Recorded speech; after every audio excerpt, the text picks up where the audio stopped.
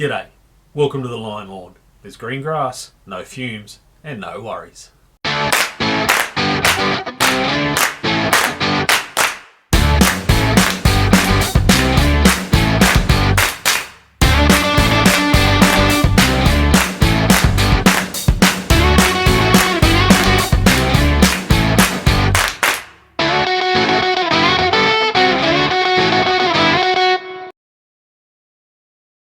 G'day and welcome back to the Lion Lawn.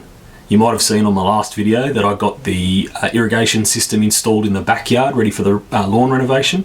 There's still a few little fine tweaks that I need to do to adjust the sprinklers to make sure they're covering the lawn properly, so I'm going to try and do that today.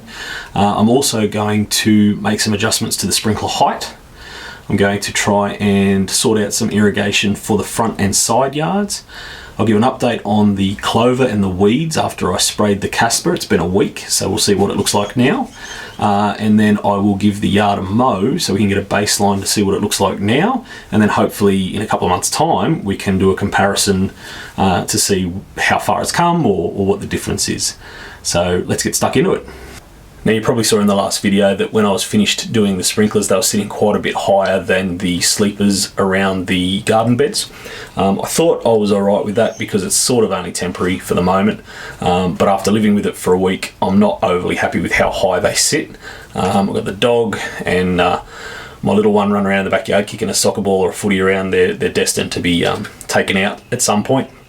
So the way I installed them last week was the sprinkler sat on an 80mm riser before it went into the T-piece in the actual poly pipe. So I've gone and bought some threaded T-pieces to replace that riser to hopefully bring the whole system down about 60mm. We'll see how that goes today. I think some of them are still going to probably sit, just this end cap here might still sit a little bit high, but it's going to be better than what I've got at the moment. So that's the first job. Second job is I bought some Pope Veriarch spike sprinklers. This is what I'm hoping to use in the front yard because I haven't got garden beds bordering my front yard, so I can't do the pop-ups like I planned. So what I'm going to do is a bit of a temporary watering system until I can figure something better out. But the beauty of these is you can put more hose fittings on and daisy chain them all together. So I've bought 3 of those. I've got a length of hose and some hose bits. I'm going to cut the hose to the right length and join it all together and see if I can't work out how to get the correct coverage in the front yard. So that's job number 2. Job number 3 is I'm going to see whether the basic soak hose that I've got here is going to be good enough to water the narrow section that runs along the side of the house. Now, everything I've looked at so far is not quite right. The micro sprays that you'd get for a garden bed don't quite reach the distance, and I don't think their mist is coarse enough. I think it's too fine a water to water the grass. The pop-ups, the smallest ones I can get, mean that I'd need like 20 pop-ups all the way along the fence to get the right coverage. And there is an oscillating sprinkler that you can narrow right down, but even it only goes as narrow as 4.5 meters, I think. I've only got 2.5 meters there, so it's going to be quite a bit of wasted water. So I'll see if the soaker hose can do the trick. Let's just see how we go.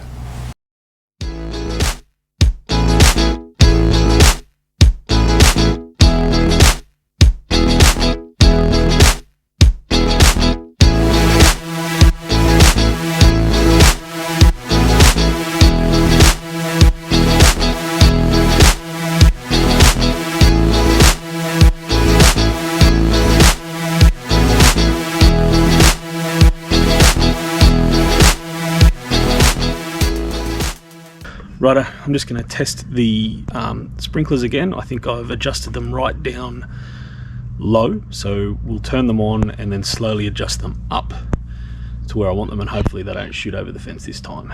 Let's do it.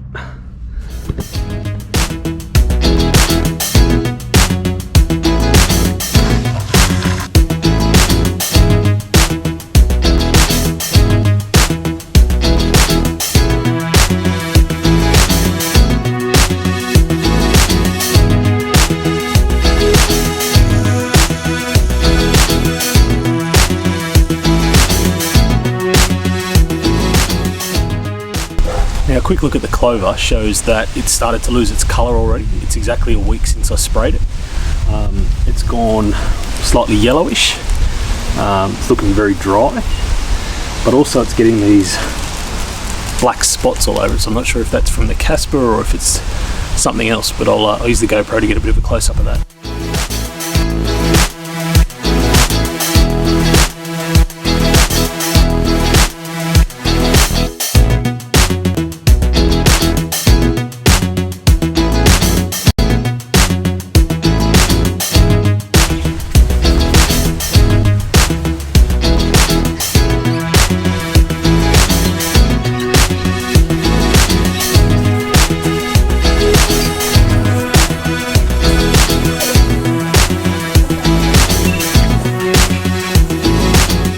So I've just put the new sprinklers out the front that I was kind of hoping would get me through the renovation on the front lawn, but it looks like they're not going to cut it. If you have a look,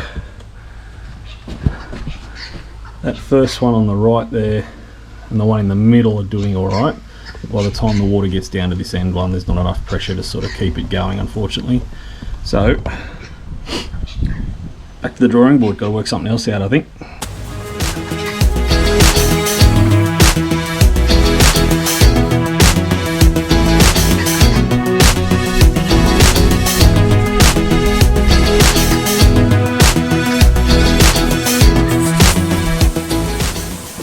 Right, so I've come up with a temporary solution. I've used 2 sprinklers only instead of 3, and they're doing the top half of the yard, which is good. And then what I'll do is I'll go and get that one leftover pop-up sprinkler I've got, throw it in this garden bed here, and get it to do a 180-degree arc to cover the bottom half of the yard. I think that'll do it. Let's see how we go. Alright, so I had a quick look at the clover and I've got some GoPro close-up footage to show you what it's doing a week after the spray. I've run the mower over front, back and sides, starting to look a little bit better. The grass is starting to wake up, which is good. You can see there's some green growth happening. And then I finished fixing the irrigation for the backyard, so that's now 100% coverage.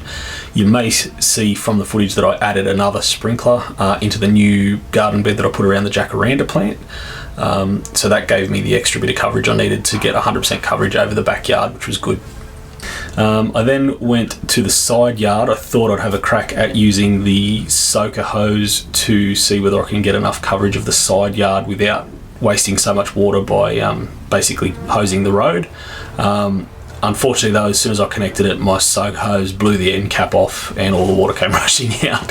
So a new soaker hose is on the shopping list, as well as another pop-up sprinkler. So I reckon that's probably going to be enough for today. I'm soaked to the skin from adjusting all those sprinklers, and I've had enough for today. So thanks for watching. I will catch you next time on the Lion Lawn.